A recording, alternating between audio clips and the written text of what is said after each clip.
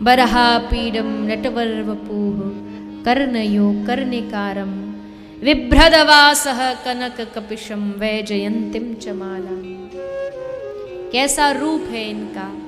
तो कहा आज वृंदावन में घनघोर शाम हो चुकी है, चारों ओर सूरज जो है वो ढलने की ओर है, सूर्य ढल रहा है। और उस समय ढलते हुए सूर्य में अचानक से एक ब्रज की बीथी से, ब्रज की गली से मानो एक चंद्रमा उदय हुआ, जिसका नाम है श्री कृष्ण चंद्र। इधर सूर्य अस्त हो रहा और उधर चंद्र उदय हो रहा है।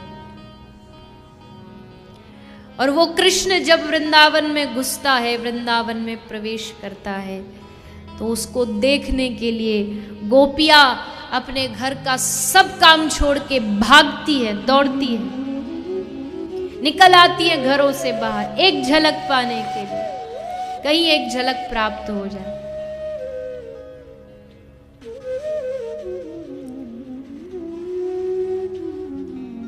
और फिर उन ब्रज की गोपियों को, उन ब्रज की नारियों को कृष्ण का दर्शन होता है।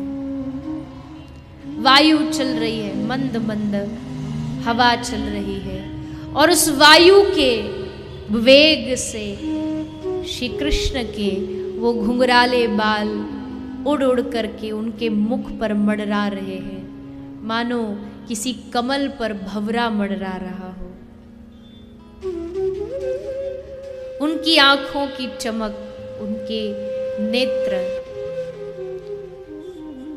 जिन नेत्रों में केवल करुणा ही करुणा भरी हुई है, जिन नेत्रों में केवल प्रेम भरा हुआ है, एक बार उन आंखों को कोई देखे तो सही,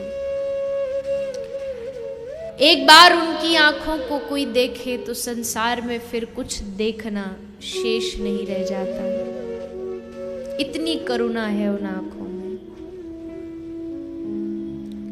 और फिर उनकी वो सुंदर मुस्कुराहट, जिसको देख करके समस्त कष्ट दूर हो जाते हैं, समस्त व्याधियां दूर हो जाती हैं, उनकी वो सुंदर मुस्कुराहट।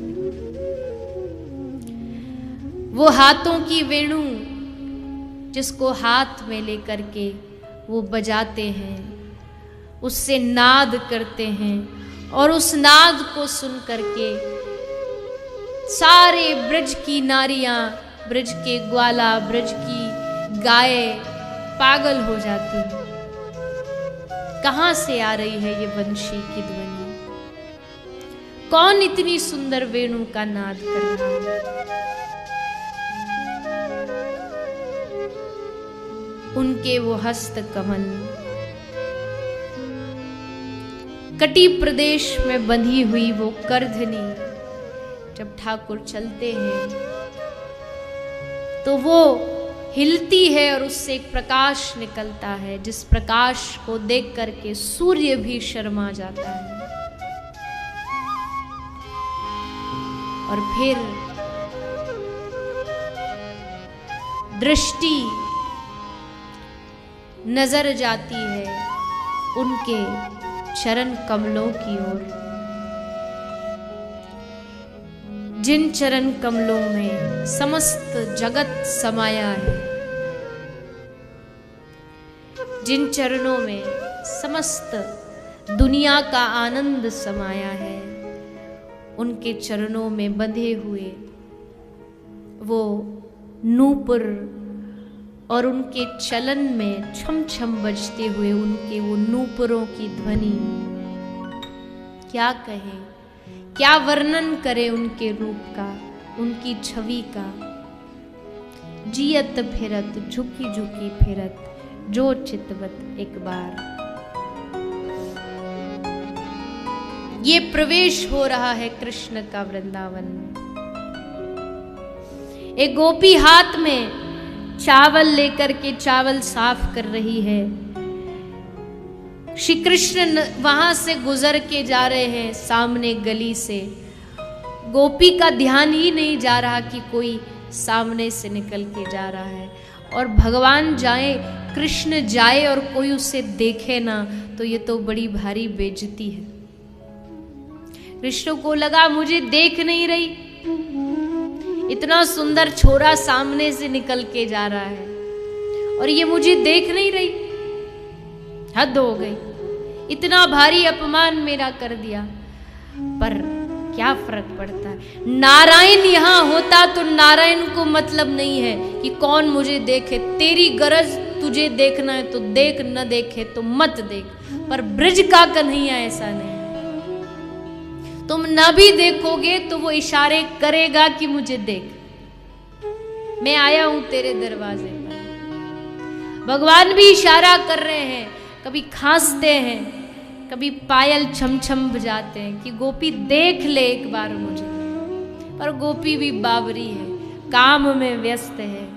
हमारे साथ भी यही होता है, कभी कभी संसारिक चीजों में इतने उलझ जाते हैं कि ठाकुर दरवाजे पर खड़ा होता है, इस प्रयास में होता है कि मैं भीतर जाऊं, एक बार कहे कि प्रभु अंदर आ जाओ। पर वहां निगाहें न होने के कारण हम चूक जाते हैं और वो भगवान आगे निकल जाता है। भगवान ने खूब पायल बजाई, छम छम आवाज की, देखे गोपी नहीं देखा। तब भगवान ने बड़ी जोर से अट्टहास किया, बड़ी जोर से हंसे खिलखिला के। हंसी की आवाज आई और गोपी ने श्री कृष्ण को देखा और देखते ही वहां खड़ी की खड़ी रह गई। ऐसा अद्भुत प्रेम से भरा हुआ श्री कृष्ण का रूप है, आनंद है ब्रज का।